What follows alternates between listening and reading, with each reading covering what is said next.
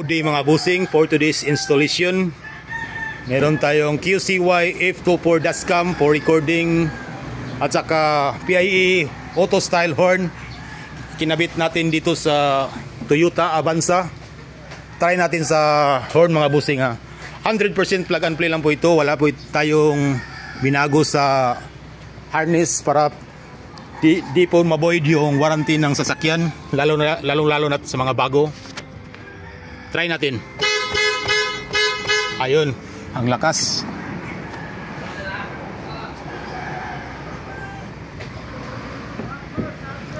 Free na ito ng relay. May naka-fuse na. At 100% plug and play lang po yan.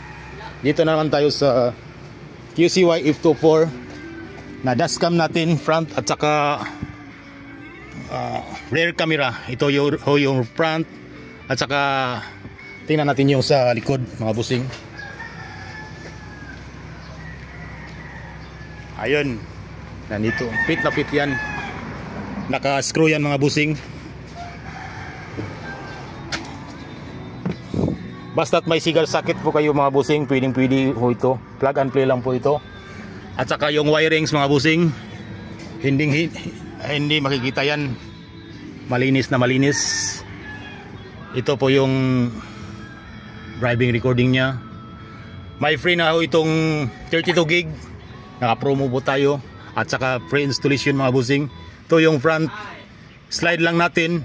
Yan yung reverse camera. Yan yung dual mga busing. Balik natin. Nakadetect yan ng mga tao busing oh. Nakadetect ng pedestrian at saka mga sasakyan. Try natin yung reverse. Ayun. Nagti-trigger siya. Perfect. Pwede din natin ma-adjust mga busing yung kanyang camera. No need na yung mag-adjust sa mismong camera. Dito na lang sa monitor niya. At saka yung brightness mga busing. Pag nasisilawan kayo, pwede ho yan. No?